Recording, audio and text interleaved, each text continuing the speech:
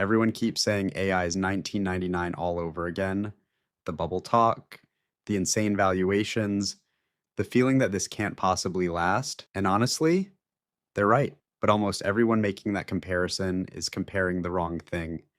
And once you see what they're missing, you'll never watch an AI headline the same way again. Let's go back to 1999 for a second. Companies with barely any customers, sometimes barely a product, were worth billions. Investors didn't care about profit.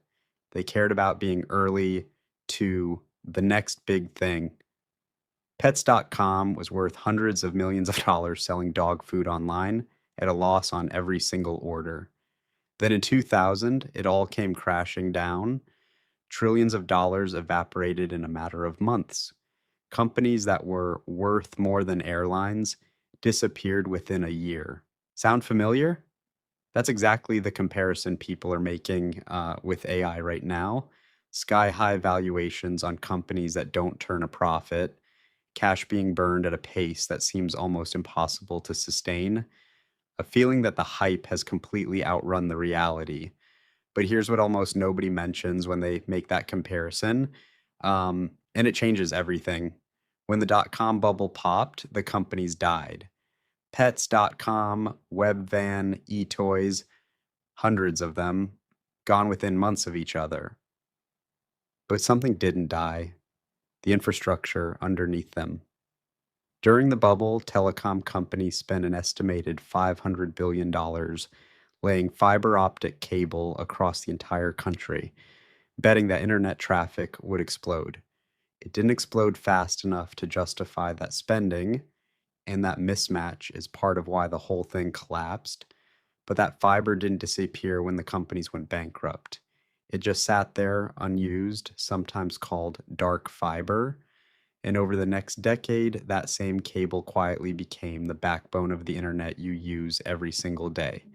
Netflix, YouTube, Zoom, cloud gaming, all of it running on fiber laid by companies that didn't survive to see it used. The companies failed. The infrastructure won. Now look at what's happening with AI. Right now, hundreds of billions of dollars are pouring into data centers, AI chips, and entirely new power plants just to keep up with demand. If this really is a bubble, some of these companies, maybe even some of the biggest names will fail, but the data centers won't disappear. The chips won't disappear. The power plants won't disappear. Whoever's left standing, or whoever shows up next with a better idea, inherits all of it at a fraction of the original cost. That's the actual 1999 parallel, not is this going to crash? It's what gets permanently built no matter who crashes along the way. But there's one thing happening right now that did not happen in 1999, and it's the part that should actually make you nervous. A lot of today's AI spending is circular. Nvidia invests billions into OpenAI. OpenAI turns around and spends billions on Nvidia chips. Microsoft invests billions into OpenAI. OpenAI spends billions running on Microsoft's cloud servers. Money moves in a loop between a small handful of companies, and every trip around that loop gets counted as growth on someone's earnings report. In 1999, at least the money moved outward. It went into fiber, real estate, actual jobs, actual construction. Today, a meaningful chunk of AI's headline numbers comes from a few companies paying each other and each one booking that transaction as revenue. That doesn't make it fake, exactly. The chips are real. The data centers are real. Real work is happening. But it does mean some of the growth numbers you're seeing in the news might be inflated.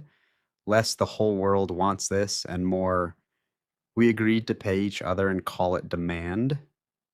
That distinction, real outside demand versus insiders trading money in a circle, is the nuance almost every AI bubble video conveniently skips.